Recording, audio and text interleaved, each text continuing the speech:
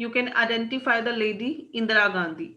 And now we have to just identify these two person. One is VV Giri and other is the official candidate Nilima Sanjeeva Reddy. That was the official candidate of Congress for the presidential election. And ये के कामराज हैं. अब आप ये देखिए कि यहाँ पर क्या हुआ था 1969 प्रेसिडेंशियल इलेक्शन में. ये पिक्चर यहाँ पर इस तरह से क्यों बनाई गई है? The factionary rivalry between syndicates and then Indira Gandhi came in open in 1969. यानी कि जो सिंडिकेट्स और इंदिरा गांधी के बीच में जो अंदर अंदर दुश्मनी चल रही थी 1969 में, वो सबके सामने आ गई. Falling president Zakir Hussain death, the post of the president of India fall vacant that year. 1969 में क्या हुआ? इंडिया के जो प्रेसिडेंट थे जाकिर हुसैन, उनकी डेथ हो गई और इसकी वजह से प्रेसिडेंट का जो पोस्ट है वो इंडिया में खाली हो गया. Despite Mrs. Gandhi's reservations, that syndicate managed to nominate her long-time opponent and then Speaker of Lok Sabha, N. Sanjeeva Reddy, as the official Congress candidate for ensuring presidential election. तो इंदिरा गांधी जो है वो के मना करने के बाद भी सिंडिकेट्स ने कांग्रेस का कैंडिडेट किसको बनाया? नीलिमा संजीवा रेड्डी को, जो उस समय लोकसभा स्पीकर थे. लेकिन इंदिरा गांधी ने क्या किया? जो उस समय वाइस प्रेसिडेंट थे वीवी गिरी, उनको कहा कि आप अपना एज एन इंडिपेंडेंट कैंडिडेट अपना नॉमिनेशन फाइल कर दो. इट मींस कि कांग्रेस की जो अंदर अंदर की जो दुश्मनी थी वो अब बाहर आ गई. कांग्रेस ने अपना कैंडिडेट बनाया लोकसभा स्पीकर नीलिमा संजीवा रेड्डी को प्रेसिडेंट बनने के लिए. लेकिन इंदिरा गांधी ने देखिए फिर क्या किया कि वाइस प्रेसिडेंट वीवी गिरी को कहा कि अगर कांग्रेस आपको अपना कैंडिडेट नहीं बना रही है तो आप एज एन इंडिपेंडेंट अपना नॉमिनेशन फाइल कर दो. She also announced several big and popular policy measures like nationalization of 14 leading private banks and abolition of privy purse of special privileges given to former princes. और उन्होंने और भी बहुत सारी, यानी कि जो बातें सिंडिकेट्स को पसंद नहीं थी, और अनाउंसमेंट देखिए इंदिरा गांधी ने क्या की है कि देश के जो 14 लीडिंग प्राइवेट बैंक्स हैं उनको नेशनलाइज कर दिया जाएगा और प्राइवेट पर्स का अंत कर दिया जाएगा. Now first you need to understand कि प्राइवेट पर्स क्या है.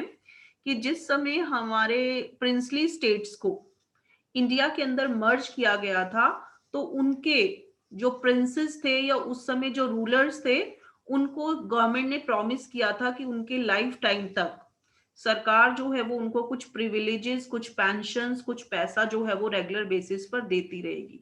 लेकिन इंदिरा गांधी ने कहा कि आज ये खत्म हो जाएंगे.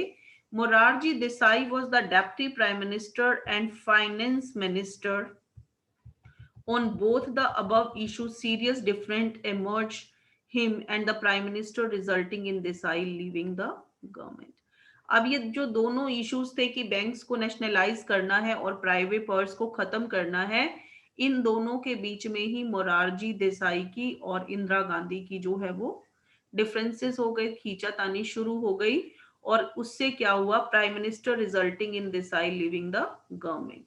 और मोरारजी देसाई ने को सरकार छोड़नी पड़ी, यानी कि उन्होंने रेजिग्नेशन दे दिया. Congress has seen differences in this kind in the past, but this time both the parties wanted a showdown which took place during the presidential election. Congress में ऐसा बहुत बार होता था, लेकिन इस बार जो कुछ हुआ वो प्रेसिडेंशियल इलेक्शन में देखने के लिए मिला. Congress president S Nijalingappa issued a whip asking the Congress MP MLAs a vote in the favor of Sanjeeva Reddy. अब ये देखिए कि इस समय जो कांग्रेस के प्रेसिडेंट हैं, पहले कौन थे? के कामराज. लेकिन इस समय 1969 जनरल इलेक्शन के समय कांग्रेस के प्रेसिडेंट है एस नीलाजंगप्पा.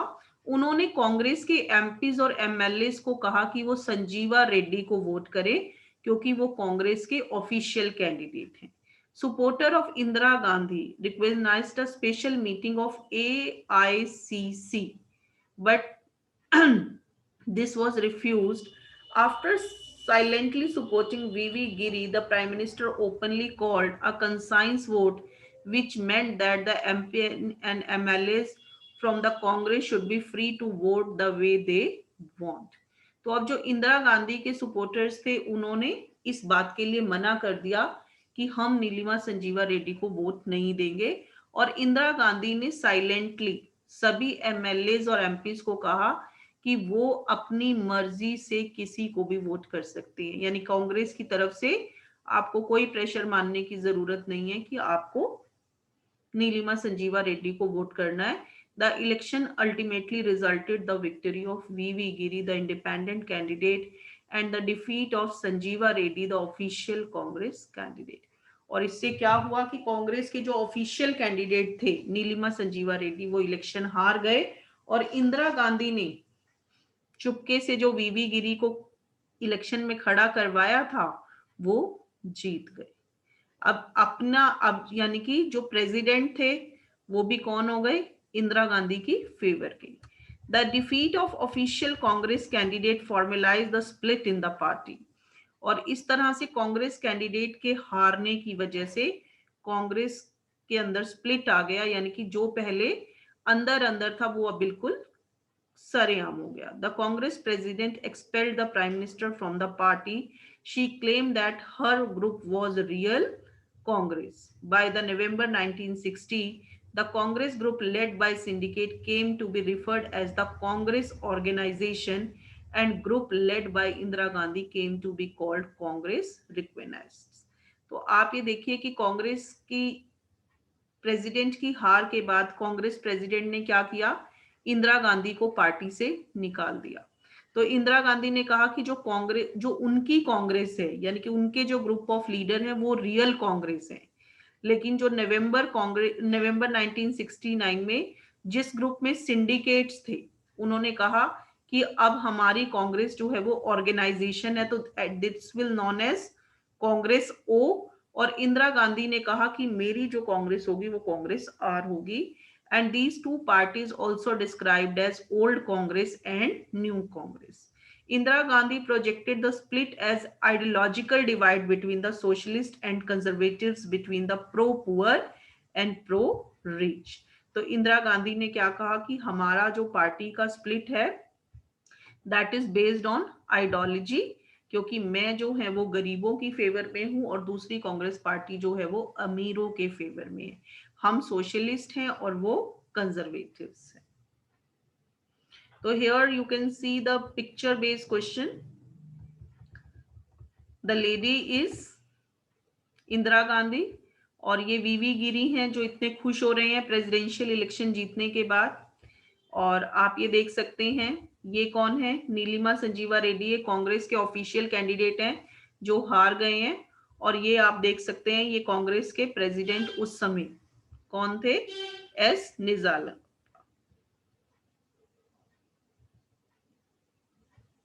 अब हम देखते हैं, मैंने एक टर्म अभी यूज हुआ था प्राइवेट पर्स, तो let we see it in details. In chapter 1 you have read about the integration of princely states. The integration was preceded by an assurance that after the dissolution of princely rule, and then ruler's family would be allowed to retain certain private property and given a grant in heredity or government allowance measured on the basis of extent, revenue and potential of merging state. कि हमने chapter 1 में पढ़ा था कि India के integration के समय बहुत सारे प्रिंसली स्टेट्स को 565 प्रिंसली स्टेट्स को इंडिया के अंदर मिला लिया गया था. और उस समय जो रूलर्स थे या उनकी फैमिलीज थी उनको सरकार ने ये अलाउड किया था कि वो कुछ प्राइवेट प्रॉपर्टी अपने पास रख सकते हैं, and given a grant in heredity of the government allowance. और सरकार जो है वो उन्हें कुछ पैसा कुछ अलाउंस देगी किस बेसिस पर कि उनका कितना रेवेन्यू इकट्ठा होता था, क्या उनकी जो प्रॉपर्टी थी, जितना बड़ा उनका राज्य था. और इस ग्रांट को कहा जाता था private purse. At the time of accession, there was little criticism of these privileges since integration and consolidation was the primary aim. तो लेकिन उस समय तो क्या था कि जब इंडिया इंडिपेंडेंट हुआ था तो किसी भी शर्त पे वो प्रिंसली स्टेट्स को अपने साथ मिलाना चाहते थे। तो कुछ लोगों ने इसका क्रिटिसिज्म भी किया था कि ये गलत है। Yet hereditary privileges were not consonant with the principle of equality and social and economic justice laid by the Constitution of India. तो उन्होंने कहा कि ये जो हेरिडिटरी प्रिविलेजेस है कि आने वाली जनरेशन्स को भी ये मिलता रहेगा, तो ये कॉन्स्टिट्यूशन के अंदर जो इक्वालिटी, सोशल और इकोनॉमिक जस्टिस की बात की गई थी, ये उसके अगेंस्ट था। Nehru had expressed his dissatisfaction over the matter time and again. तो क्योंकि उस समय जो इंटीग्रेशन का सारा हम कहते हैं कि सरदार वल्लभ भाई पटेल देख रहे थे, तो नेहरू ने समय समय पर यह भी कहा था कि ये गलत है। Following the 1967 election, Indira Gandhi supported the demand that government should abolish private purse. तो 1967 इलेक्शन के बाद इंदिरा गांधी ने कहा था कि हमें प्राइवेट पर्सेस को ये खत्म कर देना चाहिए। Morarji Desai however called the move morally wrong and amounting to breach of faith with princes. लेकिन मोरारजी देसाई का ये कहना था कि ये मॉरली बिल्कुल रॉन्ग होगा, क्योंकि हम लोगों ने ये शर्त रख के उनके स्टेट्स को इंडिया में मर्ज किया था कि उन्हें टाइम टू टाइम पैसा मिलता रहेगा। तो इसका मतलब ये उनके साथ विश्वासघात होगा। The government tried to bring a constitution amendment in 1970, but it was not passed in Rajya Sabha. सरकार ने कॉन्स्टिट्यूशन में अमेंडमेंट लाने के लिए 1970 में कोशिश की, लेकिन राज्यसभा ने इसको पास नहीं किया। It then issued an ordinance that was struck by the Supreme Court. Indira Gandhi made this into a major election issue in 1971 and got a lot of public support. अब इंदिरा गांधी ने इसको अपना एक इलेक्शन का मुद्दा बना लिया। Following its massive victory 1971 election, the constitution was amended to remove legal obstacle for the abolition of private purse. तो दिस वाज प्राइवेट पर्स की जो प्राइवेट प्रॉपर्टी या ग्रांट हेरिडिटरी प्रिंसेस और रूलर्स ऑफ प्रिंसली स्टेट्स को दी जा रही थी, 1971 के बाद वो खत्म हो गई।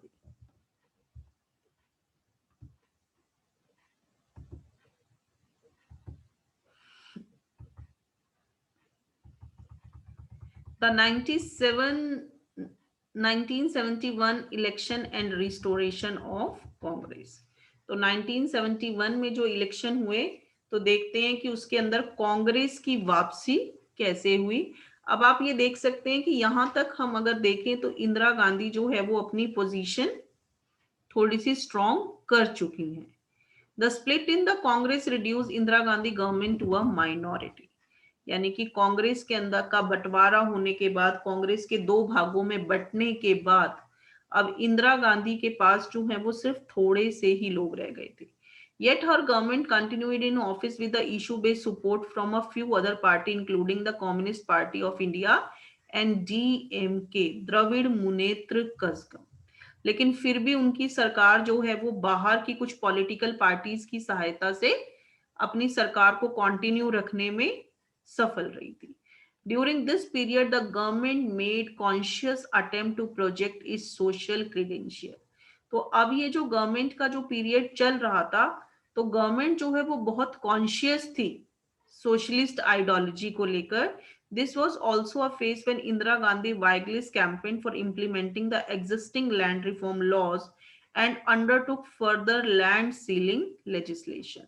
और ये वो समय था कि इंदिरा गांधी ने लैंड रिफॉर्म्स की बात बहुत ज्यादा फैलाई कि अगर हमारी गवर्नमेंट आती है तो भूमि सुधार होगा, जमींदारी प्रथा को खत्म कर दिया जाएगा। In order to end her dependence on the other political party, strengthen her party position in parliament, and seek a popular mandate for his program, Indira Gandhi government recommended the dissolution of Lok Sabha in December 1970. तो अपनी political parties, दूसरी political parties के ऊपर dependence को खत्म करने के लिए, अपनी पॉलिटिकल पार्टीज की पोजीशन को मजबूत करने के लिए और अपने प्रोग्राम्स को और पॉपुलर करने के लिए इंदिरा गांधी गवर्नमेंट ने राष्ट्रपति को क्या कहा कि 1970 में, यानी कि जो टर्म 1972 में खत्म होना था, तो लोकसभा को खत्म कर दिया गया। And this was another surprising and bold move. ये एक और बहुत बड़ा कदम था इंदिरा गांधी का। And the fifth general election to Lok Sabha was held in February 1971। अगर हम एक रेगुलर इलेक्शन की बात देखें तो ये 1972 में होना था, क्योंकि 67 में हुआ, 52 में फर्स्ट, 57 में सेकंड, 62 में थर्ड, 67 में फोर्थ, तो उस हिसाब से 1972 में होना था। लेकिन इंदिरा गांधी ने बीच में ही सरकार को, लोकसभा को डिसॉल्व कर दिया, और जो इलेक्शन 1972 में होना था वो अब हुआ 1971। The contest, the electoral contest appeared to be lauded against Congress, or after all, the new Congress was just one faction of an already weak party. अब यानी कि ये लग रहा था कि कांग्रेस जो आर है, इट मीन जो इंदिरा गांधी वाली कांग्रेस पार्टी है, वो एक वीक पार्टी है। Everyone believed that the real organizational strength of the Congress party was under the command of Congress. और हर किसी को लग रहा था कि जो कांग्रेस, जो मजबूत कांग्रेस है, जो असली कांग्रेस पार्टी है, वो सिंडिकेट्स की है।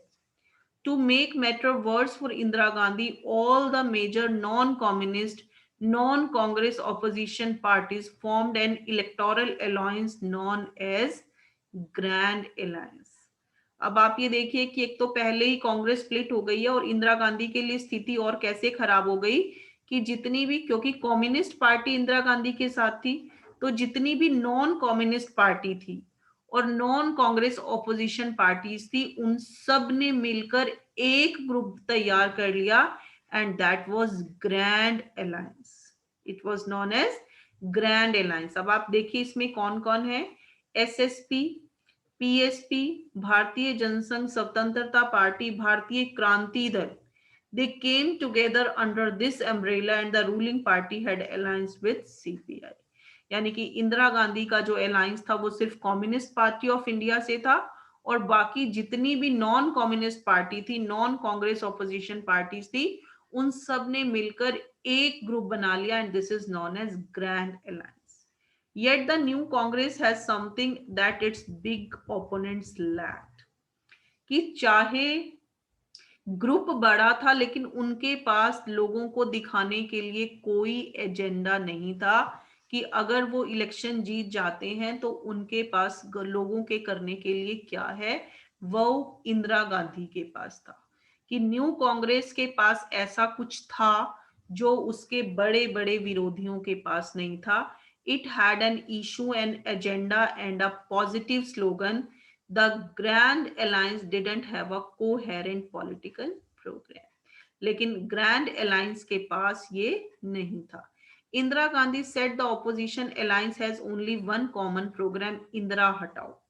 तो इंदिरा गांधी ने अपनी पब्लिक मीटिंग्स में, कैंपेन्स में कहा कि ओपोजिशन का सिर्फ एक ही मुद्दा है कि उन्हें इंदिरा गांधी को पावर से हटाना है, लेकिन मेरे पास ये मुद्दा है कि she put forward a positive program captured in the famous slogan गरीबी हटाओ। She focused on the growth of public sector। उन्होंने सरकारी सेक्टर, जो पब्लिक सेक्टर है, उसके ऊपर बहुत ज्यादा ध्यान किया। Imposition of ceiling on rural land holdings and urban property, यानी कि जो सरकार की प्रॉपर्टी थी या जो जमींदारी प्रथा के अकॉर्डिंग रूरल लैंड होल्डिंग्स थी, सरकार ने उसके ऊपर कब्जा कर लिया। Removal of disparities in income and opportunities and abolition of princely privilege।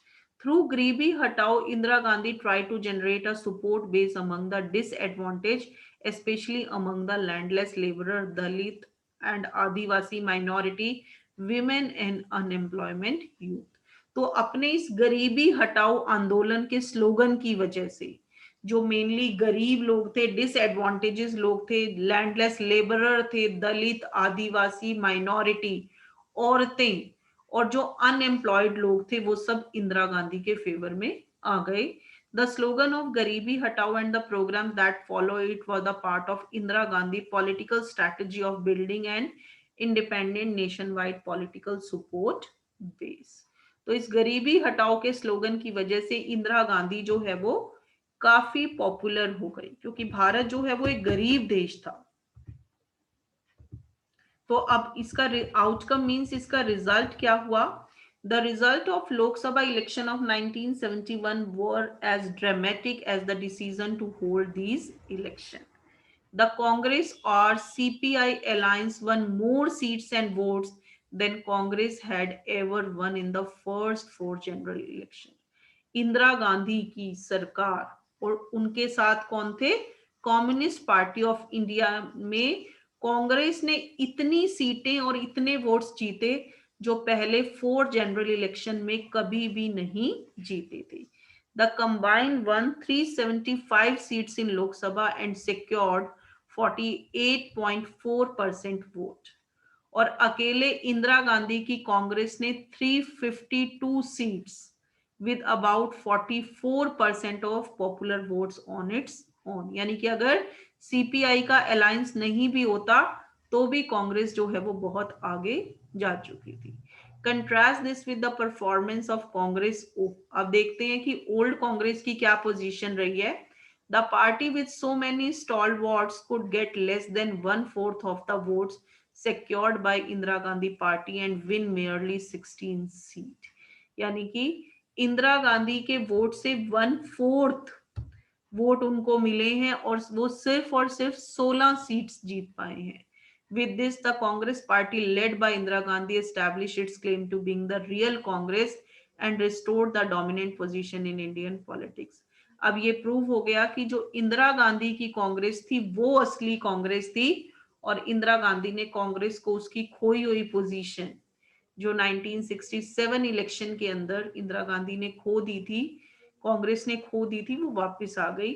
The grand alliance of the opposition proved a great failure. यानी कि जिन पॉलिटिकल पार्टीज ने इंदिरा गांधी के खिलाफ एक बड़ा ग्रैंड अलायंस बनाया था वो बिल्कुल फेल हो गया और वो टोटल मिलाकर 40 सीट भी नहीं जीत पाए.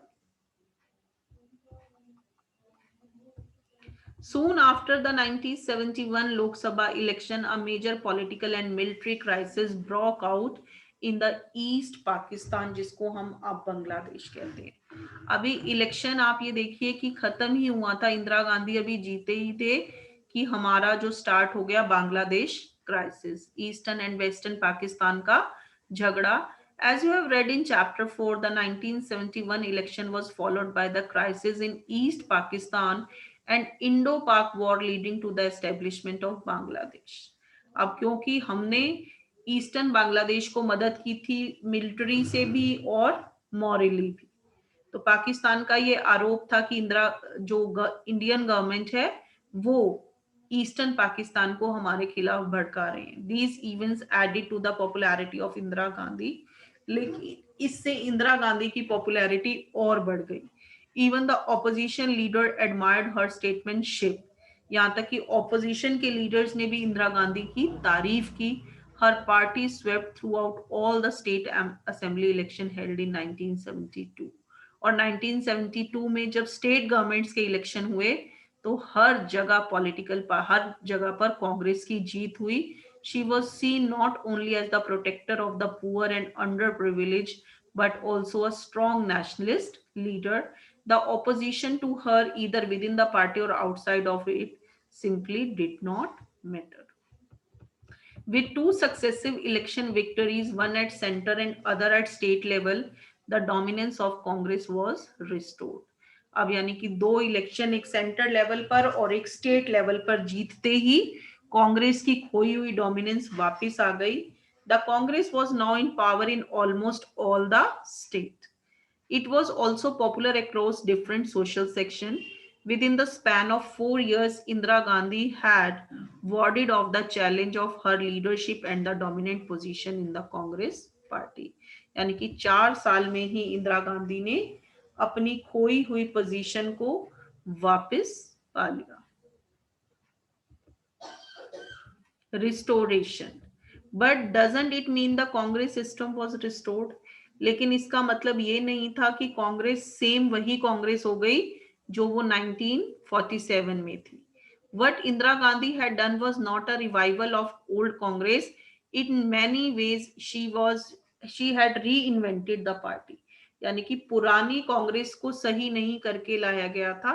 हम ये कह सकते हैं कि कांग्रेस यानी कि इंदिरा गांधी ने एक नई ही पार्टी खड़ी कर दी थी. The party occupied a similar position in terms of its popularity as in the past. चाहे पार्टी की पॉपुलैरिटी उतनी ही थी जो पिछली वाली पार्टी की थी, लेकिन ये एक अलग तरह की पार्टी थी. पुरानी पार्टी में क्या होता था कि सभी तरह के लोगों को जगह